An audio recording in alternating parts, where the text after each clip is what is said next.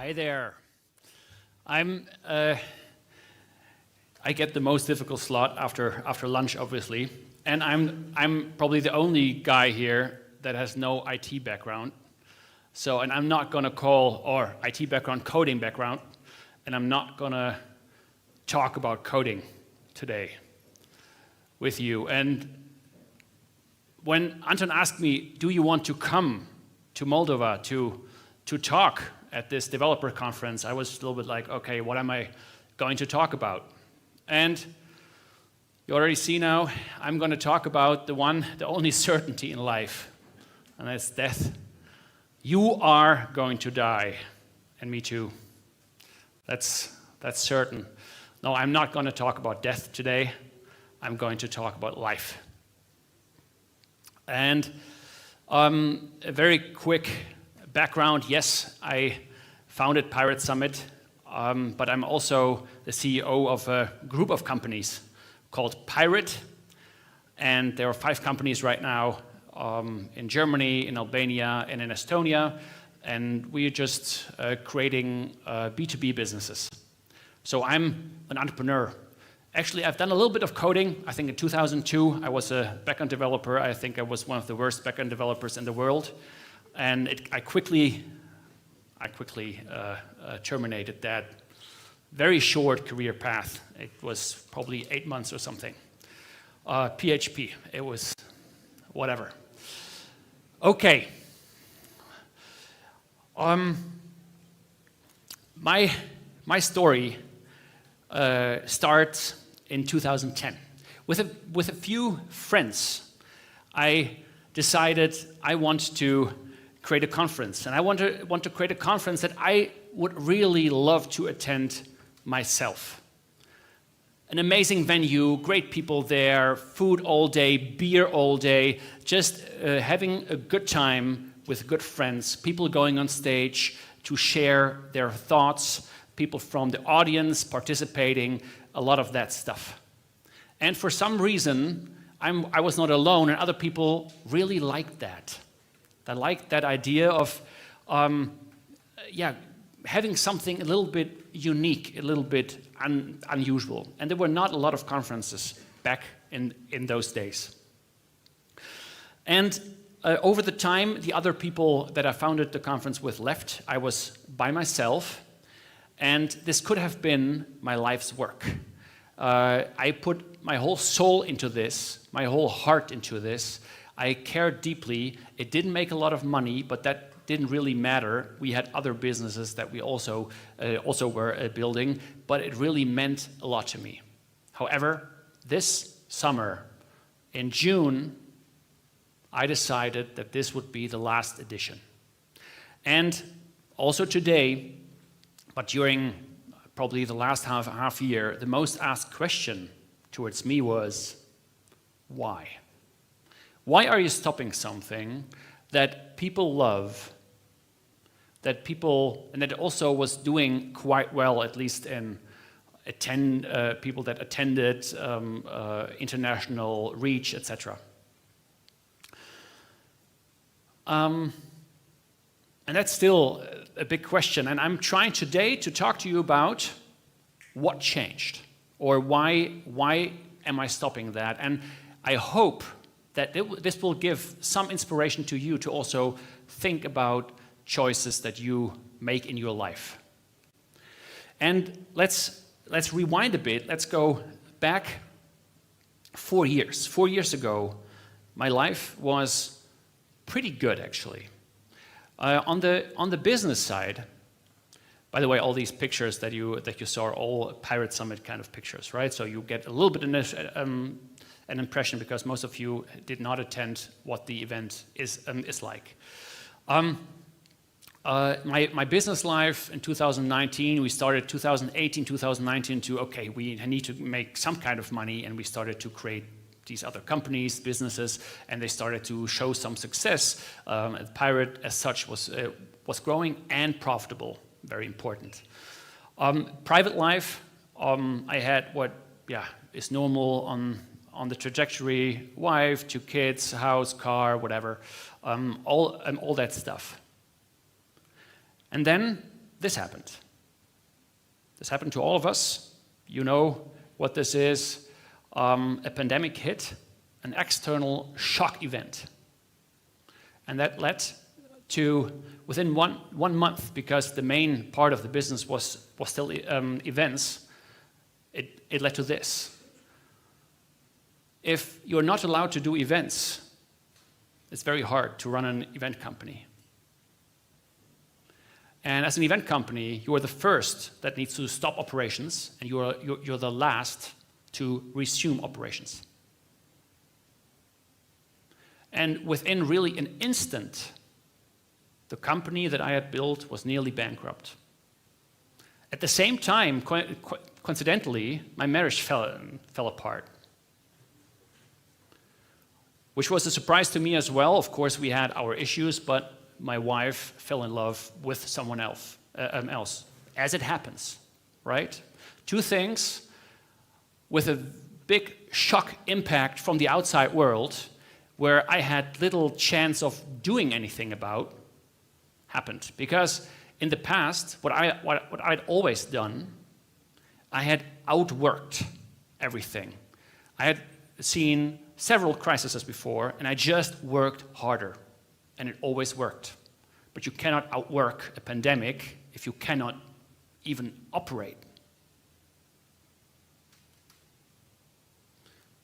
So what happened was, what followed was the hardest year of my life. And I'm deeply, deeply grateful that the year 2020 happened, because it really changed my perspective on life.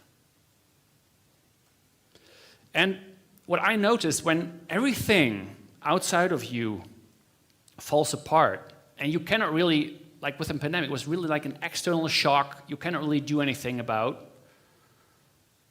Everything crumbles, my life's work, my family, which was holy. Where do you go? Where do you find shelter? Where do you find a place that feels secure? And the only way that I found was inwards. Sure, I had options to go take drugs, any other addictions, right? I chose to go inward. And what I did was I started to reflect, and I started to ask myself questions. And this was one of the initial questions. What does that mean now? What does this whole thing mean for me? And okay, I have to rebuild anything anyway. How do I define success? In part of, okay, where am I going to start rebuilding, and what am I going to start towards, rebuilding towards? And I would love to ask that question to you as well. And maybe I can also engage you a little bit to quickly think about, how do you define success? Anyone, I know this is the hardest, right? Anyone wants to maybe give a perspective. I would love to have like 3, 4, 5. What is success for you? It can be anything, no judgment, right? But just a thought right now. What is success? Money. What else? To do what you want. Traveling. Family. Happiness. Life easier, sorry? Being alive. Realization of life. Progress. Purpose. Creativity, sorry? Doing only interesting things. Sorry? Collective good of the community. I love it. So a lot of different perspectives. And there is no judgment there, right? It's your definition of success. And that's totally valid. So in the Western culture, if you will, there are usually 4 things that are like attributed to a success. Money, certainly the most prominent one. Influence, power, fame. That's what we usually attribute success to. And if you look at the money question, and I was never really someone that chased money. Money is important, yes, to live, to survive, etc. But it never really ticked my boxes much. So, and if you really look at the nature of money, with money you can buy medicine, but you cannot buy health. You can buy a big gym equipment, but you cannot buy fitness. You can buy books, but not wisdom, and all of that. You cannot buy respect. You cannot buy friendship. You cannot, I have 2 kids, 10 and 12 years old. I don't know if you have kids. You cannot buy your kids' love. You cannot do that. And so, to me, money, yes, is important, but it's not something that I thought like this would be somewhere where I generated pictures here. So I just left them there. Just take a look. And also, if you are chasing the yacht, right? Thinking, when I have that yacht, I will be happy. My perspective is, if you cannot be happy on a small boat, you won't be happy on that yacht.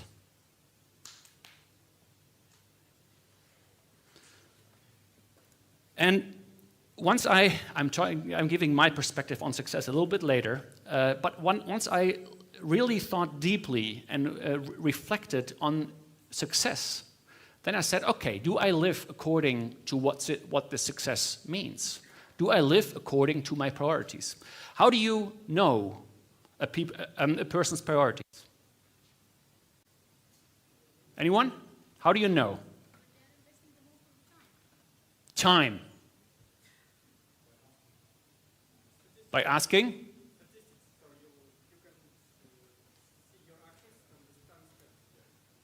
Yes, absolutely. And there are 2 things you can really measure. And that's the bank account. Where do a person spend his or her money? And the calendar. You can just really look there. And all of you that said some success factors, success is family, success is stability, success is whatever, please do reflect. Are you really, based on your definition of success, prioritizing your money and your time accordingly? That really changes a lot in your mind. And then I thought in the next moment, okay, what do I want to have more of and less of in my life? I'm not a black and white person. I'm more of a, what do I want to have more and less of? And especially this less of made a lot of sense to me, because if you look into nature, if you look into animals, right? If they are hungry, if they're fighting for survival, they have one problem. If survival is managed, then they are just chill. Look at a cat, look at a dog, look at a cow, then they are just chill.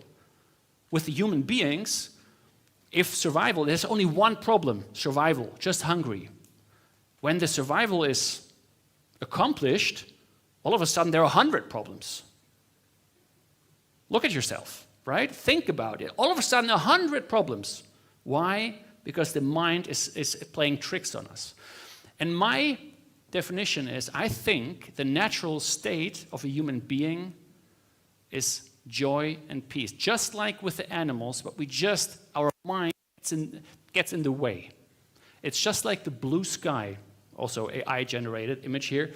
It's just like the blue sky, and the mind is always like the clouds getting in the way, the weather, if you will.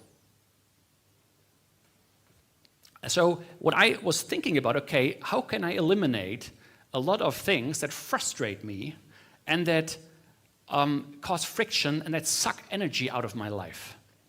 And I created here a long list and a lot more to just say, okay, what do I want to avoid, and what does it essentially mean? You can read a few things, but it's just an example. So I was really, I don't want to work with assholes, so I don't do, just say no, right? I didn't want to have a filled calendar. I just want 2 fixed meeting slots a day, or 2 fixed 2-hour meetings, max a day, and then the other time I want to really maximize flow state in my life, because it just gives me a lot more energy.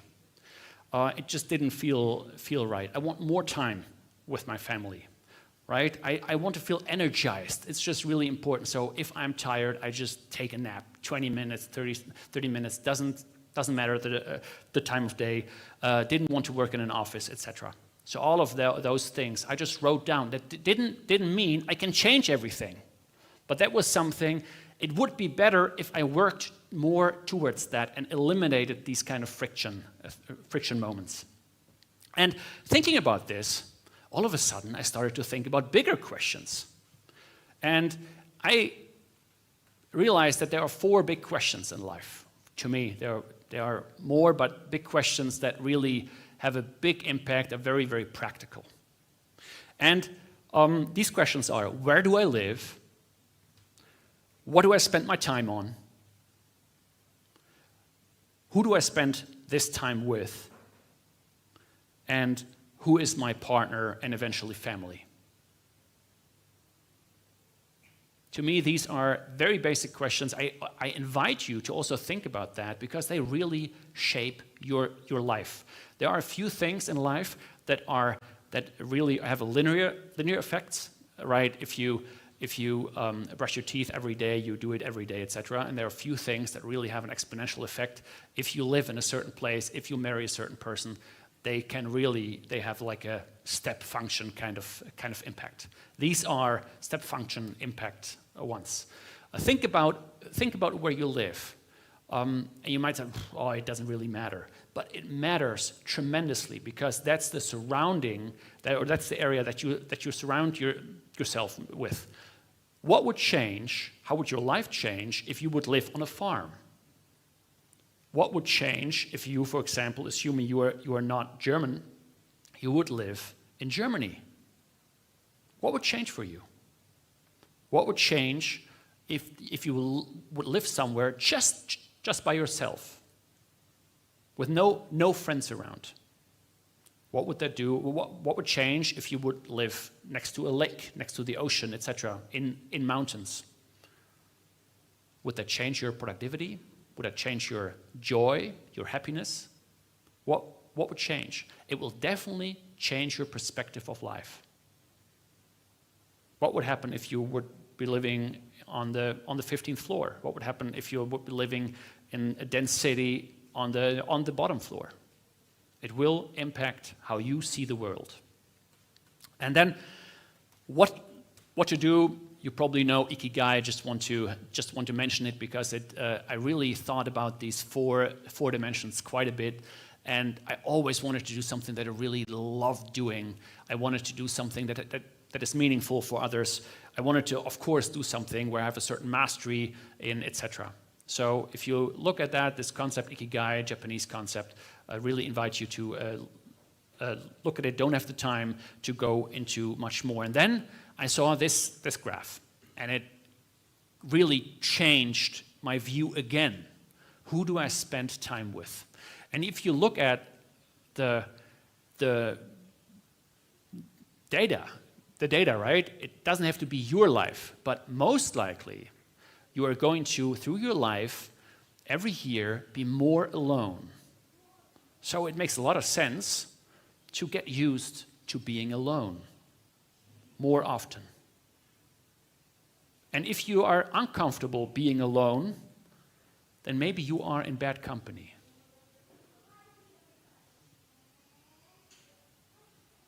So get used being with yourself.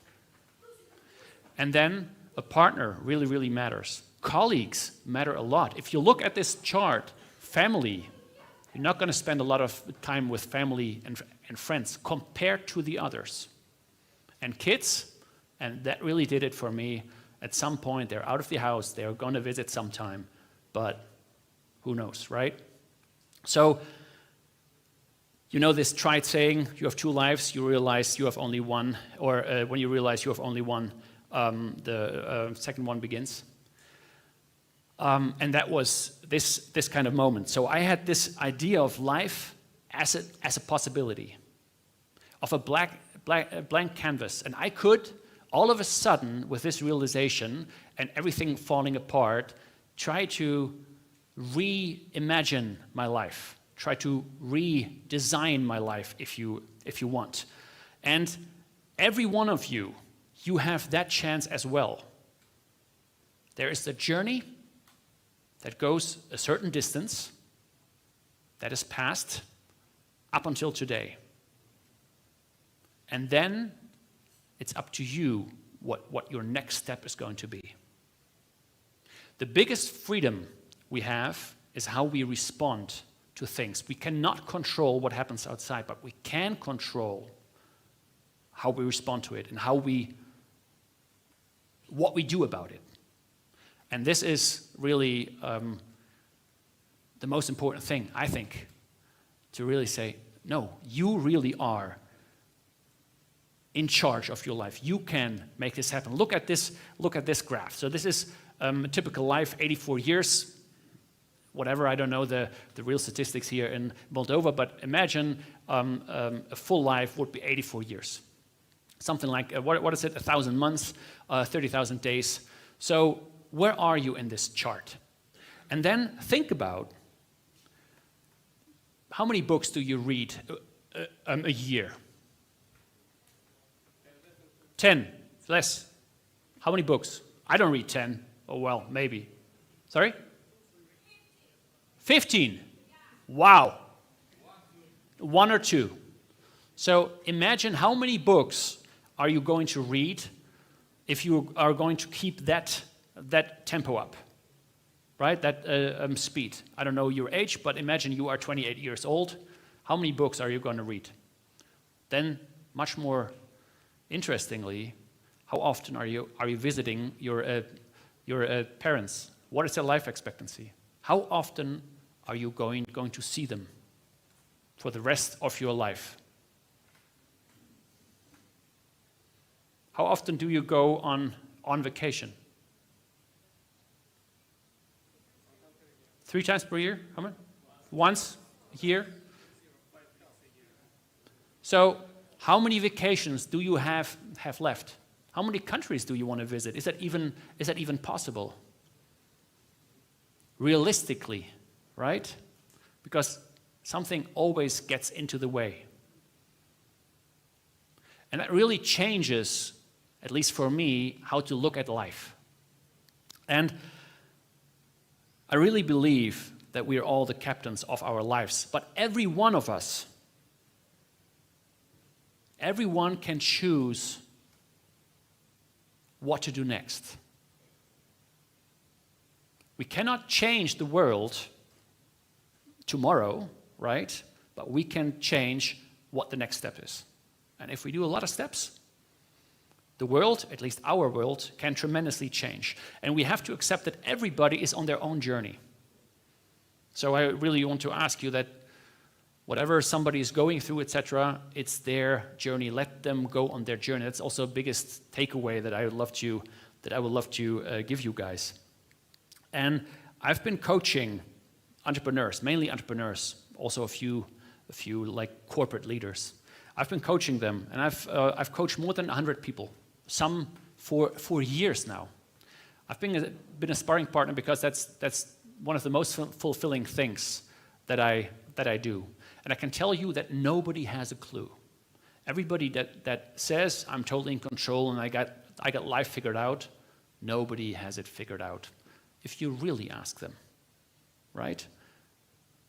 We're all pretending, and those that are not pretending it's visibly, but everybody that is pretending to be, or seemingly is in control, is just pretending. Life can fall apart very, very fast. And a lot of the things happen in our minds, and I'm very, very sure that you all know that. Why is that? And I love this quote from Mark Twain, because a lot of things we think about, of the bad things happen, they never really happen because it's just a construct of the mind. Why is that? It's because we either live in the past as memories. We have great memories, and do you remember that time? And in the past, everything was better, and all that bullshit. Or bad memories, and we don't want to think about them anymore. Traumas, if you will. Or we live in the future. Imagine if I have this yacht. Or, even more often, if this happens, that would really be very, very bad. All of this is not reality, is not life. It is just our mind. You cannot live in the past and you cannot live in the future. Your mind can, and your mind can pretend that you live. But the only moment or the only life you can really lead is in the present moment, right now. That's the only place where you can really live. And if a lot of things we cannot change. If you cannot change, why worry? Right? If you can change, do something about it. There's also no need to worry. If you cannot change it now, why worry? Then worry about it or do something about it once you can change that. So going to the now had a tremendous impact on certainly my view of the world. And we all have to acknowledge that there are 8 billion worlds. Every one of us has this world, has their own world, and only one Earth. Every single one has a different perception of the world. And I found this kind of structure that really inspired me, and I'm still thinking through it, etc. I'm gonna share it with you, how to see the world or how to experience the world. And I'd love to just share it also as a final kind of thing with you. So there are people that have this view that life happens to them, life happens to me. And I'm not really in control, and it's a lot of I'm the victim, or a lot of complaining, blaming. There's a drama triangle. Drama triangle consists everywhere where there is drama. There's a victim, there is a villain, somebody that does a bad thing, and there is a hero, right? And then a lot of drama happens. And there's a sense of separateness. It's you against me, those kind of things. And a second view, or let's say maybe also a second stage, a lot of entrepreneurs are in that stage actually, is life happens by me. If I don't do it, nobody does, but I can shape the world. And they have this urge, they want to shape the world, to change the world. And there are a lot of problems in life, but we can change them, right? We can do something about it. So the complaining stops, responsibility kicks in, and I take charge of it. And then a third stage might happen if these people let go. And then its life happens through me. If you let go, all of a sudden you cooperate with life. You realize that life is like a stream. And you can surf it, you can have a boat, you can swim in it, but you can cooperate with it. And you trust life, and you see life as an abundant source of possibility, if you will. And then, if you then realize that everything is one, then you get into that stage, life happens as me. Or also nirvana kind of, there are no problems, no solutions, no questions, no answers. Everything just is. Every one of us has been in all 4 stages. You might not have realized that. You might have just been there for a second, right? But every one of us has been there. And I hope that this also resonates with you, and that also starts maybe a process of thinking about that. And in different life areas, you may also be in different stages. And there's also not, I'm not saying this is, you have to do this. This is not, I'm not morally, or I'm not preaching at all. I'm just saying what I'm experiencing, how I also see, how I try to make sense of what I experience in the world. Of course, this is a lot where meditation goes and all of that stuff, right? Empty your mind, just be. in this life happens as me, the closest thing to that is if you look into a sunset. And I would invite you to, with a very open heart, an open mind, to watch the next sunset. And you might just for a second or for 5 seconds have a moment of entire peace. Maybe even this oneness. It's totally there, it's totally, and everybody, I'm sure, has felt it here. I just want to describe it and also to make it conscious. And these moments are the moments that we seek when we go after pleasure and all of that stuff. This moment of oneness. Okay, so this is as a pyramid. Also, then through responsibility gets the next step, letting go, and then also the oneness. So I promised you that, and this is also my closing kind of thought, that I would share with you what my current definition of success, or maybe of wealth, is. And it's very, I don't know, trivial maybe. It's basically to have a fit body, to have a calm mind, to be full of energy, and to have a loving heart. So that's what I'm striving forward to, and that's a very privileged position, I know, because this only works if your survival is secured. Otherwise, you may not be in that state. But we can all, because I assume that at least here in this room, you don't you don't go hungry. We can all strive more towards that. And I'm not saying at all, first, that this needs to be your definition of wealth. Second, that I am there all the time. But I've made tremendous changes. I'm very, very grateful in the last years, more towards that definition of wealth. You're all going to die. This is, you got this one life. What will you make of it?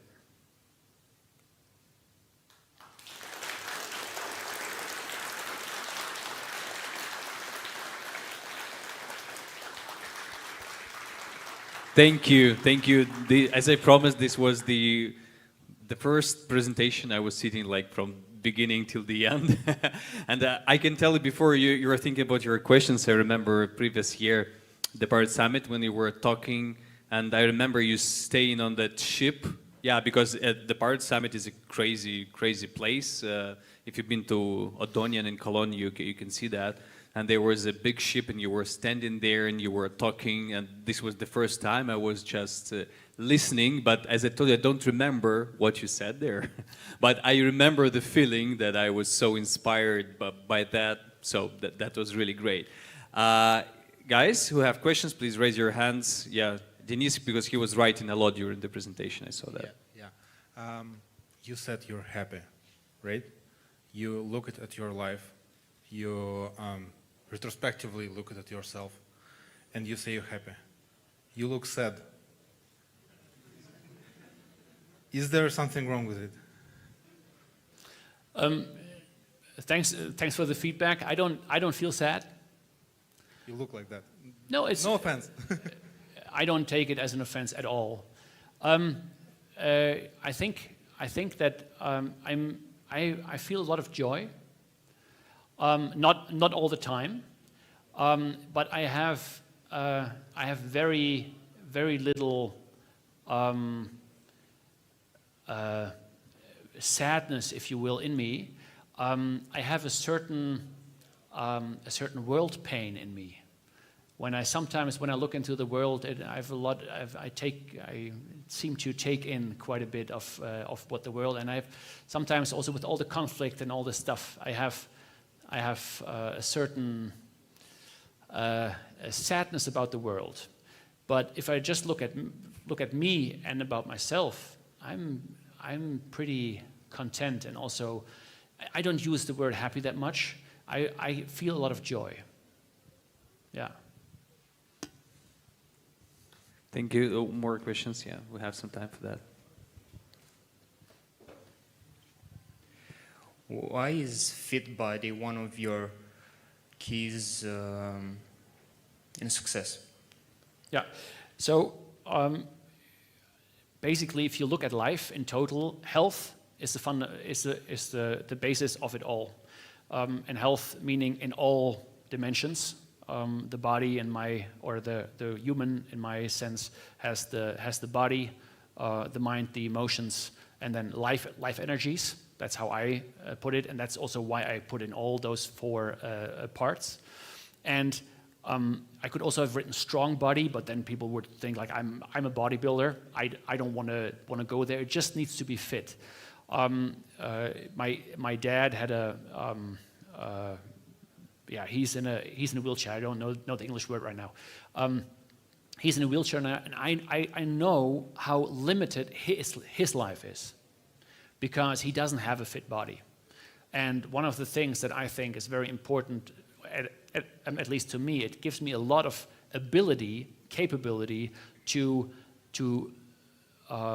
be impactful in life. Without a fit body, you can also be impactful, but it's another tool to experience life and to also be active. And that's why it needs to be fit. How do you define fit? That I'm healthy, basically, that I can jump, that I can run, that I can pick things up, but there's no measure. It's something I don't have real KPIs or goals there.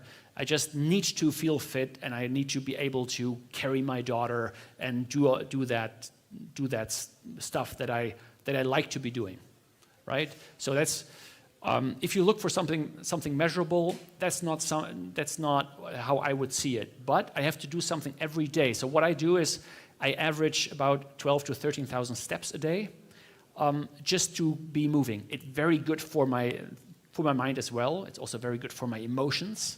I go out in nature, and I'm just there. It's just wonderful, and the body makes it possible. So I do a lot of very consistent things to remain fit. I eat very well, I think, so very healthy. But that's because not because I see this as like I have to do that, but more like I am a fit body. And then it's not the discussion is not, okay, now I have to do this, but a fit body just does that, right? I don't know if that makes sense. So I'm not doing anything to myself or changing any habit based on, oh, I have to do this now, right? I try to become this fit body. I try to become the calm mind. Thank you very much. Yeah. We have one question from Roma. Yes, sorry, yeah, because Roma This is the question I was waiting for. Yeah, this is the guy, by the way, just a pause for advertisement, who trained all our speakers except for Manuel, because he was doing by himself. Yeah, but Roma was making sure all the presentations are great for this conference. So yeah, he has this kind of opportunity to ask the question, yeah. Thank you. Manuel, thank you, first of all, for being vulnerable on stage. That's something very few people can do and want to do. So thank you for that. And my question is, there was this moment in time when you decided, I want to stop doing Pirate Summit. What did you feel in that moment, and how did you process that feeling? Because it's something that you liked doing, and that's the curiosity here. Yeah. This was a process, but it was because I was very clear, and also I showed you a little bit how I analyzed stuff or how I looked at things. I was very clear that this year was my last Pirate Summit, mine as an organizer. I was trying to look for a successor, and I couldn't find one. And it was very clear because I knew that this was a decision. If you decide something, it's only a decision if you leave something behind. Otherwise, it's not really a decision, I think.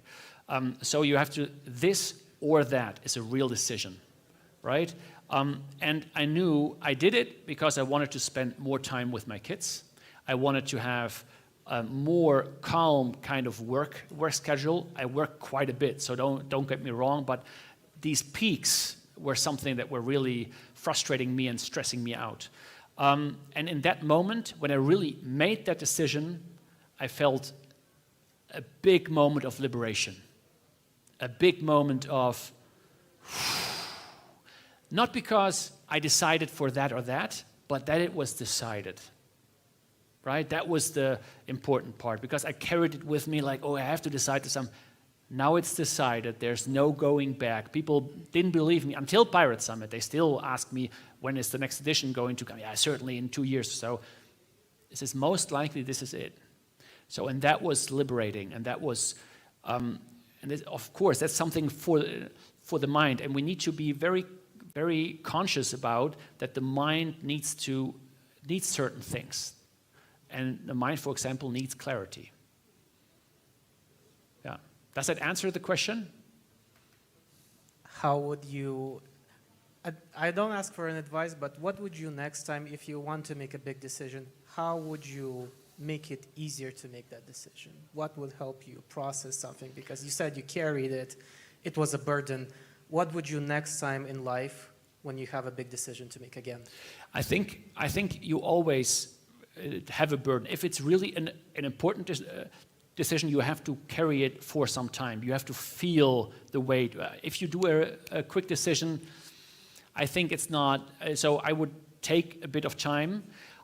It needs to really be processed through your whole system. In the end, I very much believe in gut decisions. In the end, also this was a gut feeling, right? But I fed my mind and with a lot of like data, a lot of kind of, okay, let's think this through, talking to other people as well. But then in the end, I just went on a long walk, a long hike by myself. I came back, made the decision, never looked back. And this is my way. If I have a big decision, always sleep on it, always go on a long walk, always go on a whatever. I think that would be my kind of advice if you ask me for advice. But that's my way, you do your way. Thank you. Thank you. I think we have the time for one more question if there is. Yeah. Thank you.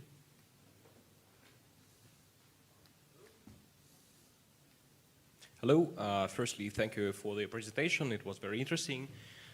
So I have a question. If we have a plan of what we want to do, for example, it is a career experience or our hobbies, for example, and let's say that here will be some stones which will stop you somewhere.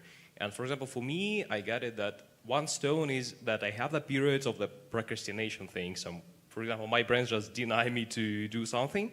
And if you have something like that, how do you resolve it? So if you procrastinate, how do you? Yeah, sometimes. So it could be like a period for the 2 weeks, for example. So I know what I have to do, and I like what I'm doing, but my brain just denies me to do it. So in the end, if you procrastinate, you just do not want this enough.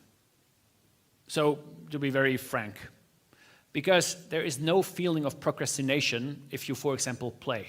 I don't know if you like Lego or so.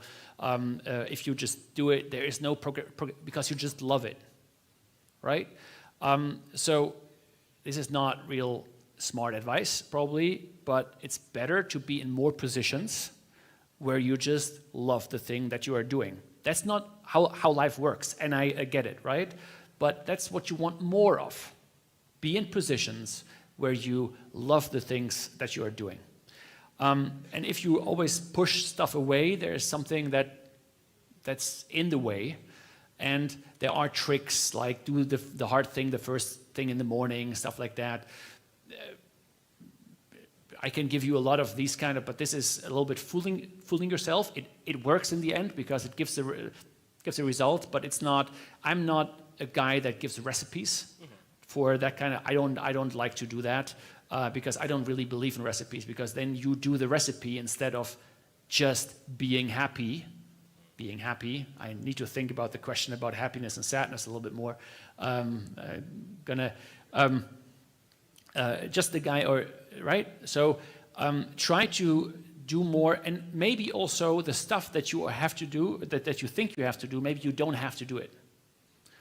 Or change the perspective on it. Because there is, I deeply think that with anything that you do in life, you can enjoy the process.